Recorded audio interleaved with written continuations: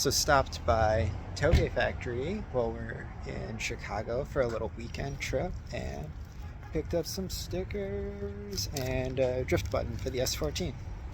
Figured while we're in town, why not?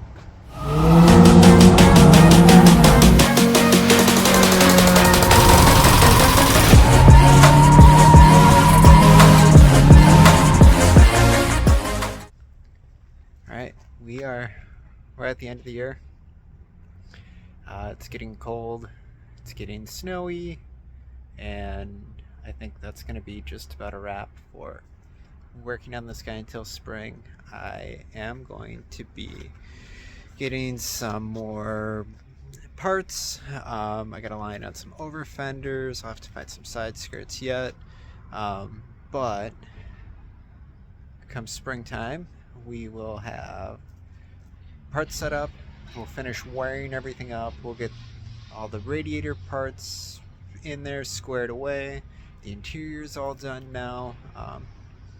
Hopefully springtime we will be ready to fire this guy up and go for a rip.